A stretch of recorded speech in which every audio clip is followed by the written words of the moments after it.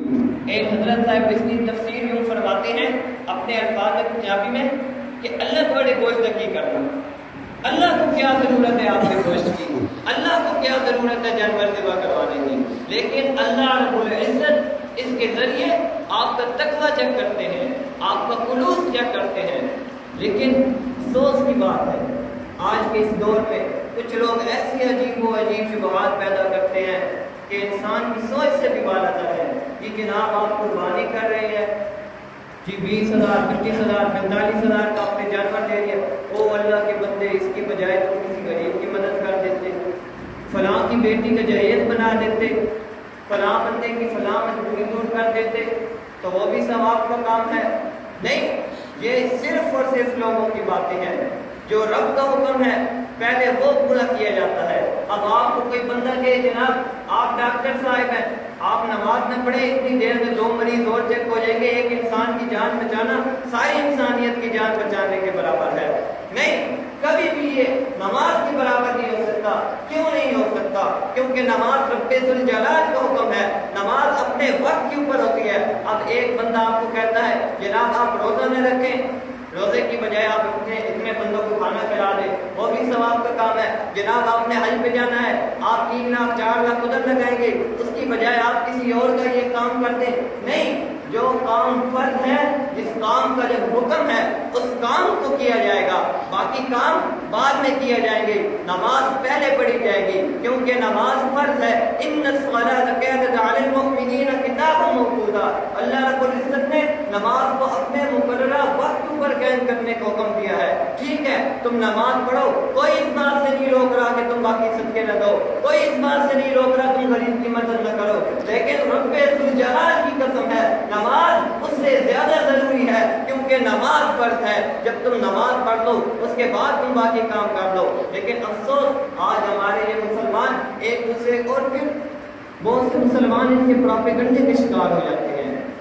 کچھ عرصہ پہلے کی بات ہے، کچھ لوگوں نے یہ بات کی جناب اتنے مسلمان حج پہ چلے جاتے ہیں، پاکستان کے اندر اتنی غربت ہے، کیا ضرورت ہے ابھی حج کرنے کی، جناب پہلے غریبوں کی مدد کر دیتے۔ بھائی حج فرض ہے، ایک مرتبہ حج کرنا ہر صاحب استطاعت مسلمان کے اوپر فرض ہے۔ اب ایک مرتبہ کر لیا، اس کے بعد آپ کے پاس جو رقم ہے اس سے آپ دوسرے کی مدد کریں۔ اسی طرح اب لوگ کہتے ہیں جناب یہ آپ قربانی کر رہے ہیں، کیا ضرورت ہے فلاں کی مدد کریں، فلاں کی مدد کریں، فلاں غریب ہے، فلاں کے گھر میں چولہا نہیں چل رہا، فلاں کے گھر میں کھانے کے لیے کچھ نہیں، فلاں کے بچے بھوکے سو رہے ہیں۔ نہیں جناب، قربانی آپ کے اوپر صاحب حیثیت ہونے کے بعد واجب ہے۔ یہ نہ سمجھیں کہ قربانی صرف سنت ہے، کر لی تو ٹھیک ہے، نہ کی تو گناہ کوئی نہیں۔ قربانی صاحب استطاعت مسلمان کے اوپر واجب ہے۔ جو مسلمان قربانی نہیں کرے گا اس کو اس کا گناہ ملے گا۔ اور قربانی کرنے اس کے بعد آپ کے اوپر جو آپ کے پاس بچے ہیں اس سے آپ لوگوں کی مدد کریں، ضروری تو نہیں۔ اور اس کے بعد میں نے آپ کے سامنے ایک تلاوت کی آیت کریمہ، لن ینال اللہ لحومها ولا دماؤها ولکن ینالہ التقوی منکم۔ میں نے آپ سے پہلے بات کی ہے کہ اللہ رب العزت کو خون نہیں چاہیے، گوشت نہیں چاہیے، تقوی چاہیے۔ عمل وہی قبول ہوگا جو خالصتاً اللہ رب العزت کی رضا کے لیے کیا جائے گا۔ لیکن آج کل ہمارا حال بہت ہی برا ہو چکا ہے۔ ایک مسلمان ایک نیکی کرتا ہے، ایک بندے نے 2000 کا نلکا لگوایا، نلکے کی قیمت 2000 ہے، 5000 کا ساتھ اس نے بورڈ لگوایا، برائے سالے ثواب فلاں فلاں فلاں فلاں۔ اور خدا کے بندے کون آئے گا جو اس کو پڑھے گا؟ کیوں لگوایا ہے تو نے؟ ثواب دینا اللہ نے دینا ہے، بندوں نے تھوڑا دینا ہے۔ نہیں جناب، پھر اس طرح پتہ کس نے چلے گا کس نے لگوایا ہے؟ ایک بندے نے جناب قربانی کا جانور لیا، سارے محلے کے اندر گھوما، سب سے پوچھا ہاں جی جناب جی کیسا جانور ہے جی، یہ کیسا جانور ہے جی، یہ کیسا جانور ہے جی، کتنے کا لیا ہے جناب جی، اتنے کا لیا ہے۔ کیا ضرورت ہے قربانی تم نے اپنے لیے کرنی ہے، ان لوگوں کے لیے کرنی ہے، رب کے لیے کرنی ہے، اللہ جانے تم جانے۔ اسی طرح بہت نازک صورتحال کم لوگوں میں بہت سارے لوگ اس طرح قربانی کرتے ہیں جناب جی ہم نے کہا ہے جس دفعہ قربانی کر لیں ہمارے بچے لوگوں کا منہ نہ دیکھیں۔ یہ محلے کے سارے لوگوں نے قربانی کے جانور لے لیے ہیں جناب یہ ہم بھی چلے قربانی، بچے خوش ہو جائیں گے، بچے کسی کا منہ نہ دیکھیں۔ ایسے انسان کو قربانی کے گوشت کے سوا کچھ نہیں حاصل ہوتا. قربانی خالصتاً ایک ہی نیت ہونی چاہیے کہ رب ذوالجلال کے لیے میں کر رہا ہوں, رب ذوالجلال کے لیے کر رہا ہوں. اس کے علاوہ اگر یہ نیت ہوگی کہ آپ قربانی اپنے بچوں کی خوشی کے لیے کر رہے ہیں, آپ قربانی اس لیے کر رہے ہیں کہ جناب محلے والے یہ نہ کہیں جس نے قربانی نہ کی, جس سے اگر میری نک نہ کٹی وجہ, اگر آپ اس کی خاطر قربانی کر رہے ہیں تو رب ذوالجلال کی قسم ہے آپ کو گوشت کے سوا کچھ نہیں ملا, کیونکہ صرف وہی عمل قبول ہوتا ہے جو خالصتاً اللہ کی رضا کے لیے کیا جائے. دو باتیں عرض کر کے آپ سے اجازت دوں گا. حضرت جنید بغدادی رحمۃ اللہ تعالی علیہ بہت بڑے ولی گزرے ہیں. ان سے کسی نے پوچھا حضرت آپ نے تقویٰ کہاں سے سیکھا, آپ کو کہاں سے پتہ چلا کہ خالصتاً اللہ کی رضا اور خلوص نیت کیا ہوتا ہے؟ تو آپ فرماتے ہیں میں ایک مرتبہ ایک شہر سے گزر رہا تھا, میرے بال بہت بڑے ہوئے تھے, تو میں نے کہا کہ یہاں سے اپنے بال کٹوا دوں, لیکن میرے پاس پیسے کوئی نہیں. میں ایک حجام کی دکان سے باہر سے گزرا, میں نے اس سے کہا کہ اے نائی کیا تو اللہ کے نام پہ میرے بال کاٹ دے گا؟ وہ کہتے ہیں میرے الفاظ نہیں ختم ہوئے تھے. وہ جس شخص کے پہلے بال کاٹ رہا تھا اس نے اسے چھوڑا اور اسے کہا کہ صبر کر, اتنی زندگی ہو گئی ہے مجھے لوگوں کے بال کاٹتے ہوئے, آج کوئی پہلا بندہ آیا ہے جو مجھ سے کہہ رہا ہے کہ اللہ کے نام پہ بال کاٹ دو. آج میں پہلے اس کے بال کاٹوں گا, بعد میں تیرے بال کاٹوں گا. وہ فرماتے ہیں جب میں نے اس سے بال کٹوا لیے تو اس کے بعد کافی عرصہ گزرا, اللہ نے مجھے دولت دی, تو میں نے کہا کہ انشاءاللہ ضرور میں اس نائی کو اس کا صلہ دوں گا. وہ کہتے ہیں کہ کچھ عرصہ کے بعد میں اس کے پاس گیا, میں نے اس کو کہا کہ جناب یہ آپ میری طرف سے ہدیہ رکھ لیں. وہ کہتا ہے کہ جناب یہ ہدیہ کس چیز کا؟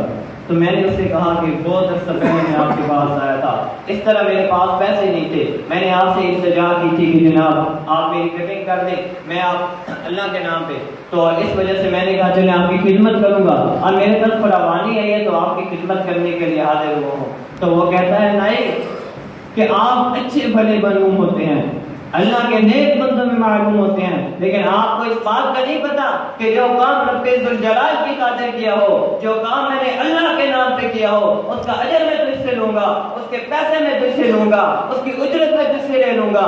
تو بتا مجھے میرا رب مجھے کیا دے گا؟ اس کا صلہ تو مجھے دنیا میں مل گیا ہے, جو کام میں نے اللہ کی خاطر کیا ہے اس کا صلہ میں تجھ سے نہیں لوں گا. یہی بات آپ کو بتانا چاہتا ہوں. حضرت علامہ حیدری شیخ رحمۃ اللہ تعالی علیہ جیل میں تھے, انہوں نے وہاں پہ قرآن مجید حفظ کر لیا, تو وہاں کے جیل سپرینٹینڈنٹ کو انہوں نے بتایا کہ یہاں پہ کوئی قاری صاحب ہے, میں جاننا چاہتا ہوں کہ مجھے قرآن مجید مکمل یاد ہے یا نہیں ہے, میرا ٹیسٹ لیا جائے. تو وہ قاری صاحب آئے, انہوں نے اس کے بعد جیل سپرینٹینڈنٹ کو بتایا کہ جناب آپ کو قرآن مجید یاد ہے, آپ ماشاءاللہ حافظ بن چکے ہیں. تو جیل سپرینٹینڈنٹ آپ کے پاس آئے ایک صفحہ لے کر, اور اس نے کہا جناب آپ اس کے اوپر دستخط کر دیں. آپ نے کہا وجہ کیا ہے, یہ کس چیز کا کاغذ ہے؟ اس نے کہا کہ ہماری جیل کے اندر جو شخص قرآن مجید کا حافظ بن جاتا ہے, ہمارے قانون میں یہ بات لکھی ہے کہ ہم اس کی سزا کم کر دیتے ہیں.